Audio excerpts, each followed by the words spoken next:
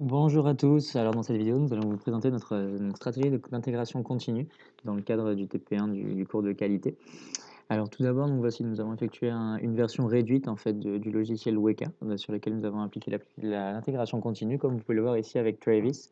Donc le build dépasse et nous avons finalement les 5 tests de notre version réduite qui ont succédé, qui ont réussi.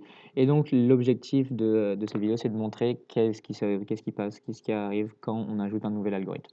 Alors pour cela, on a choisi de rajouter l'algorithme Hierarchical Cluster, qui est donc un des algorithmes, un des clusters fournis par le système Weka.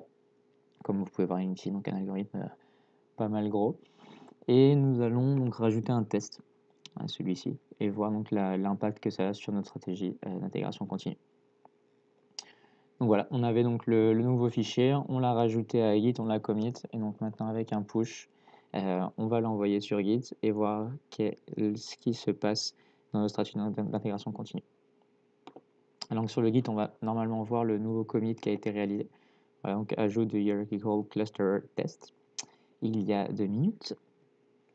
Et nous allons voir qu'est-ce qui s'est passé de notre côté, côté du Travis. Donc on voit qu'on a un nouveau build qui a été runné sur l'ajout du hierarchical cluster.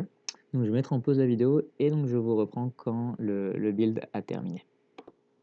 Et nous voici donc 1 minute et 1 seconde plus tard, donc le build s'est bien effectué avec l'ajout de hierarchical cluster test, quand on peut le voir ici, donc on dit que le build 19.1 pardon, a terminé.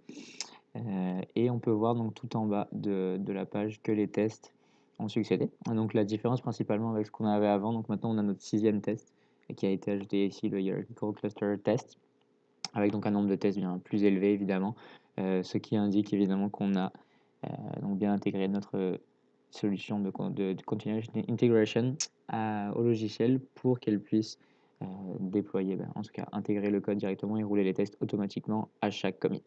Merci beaucoup.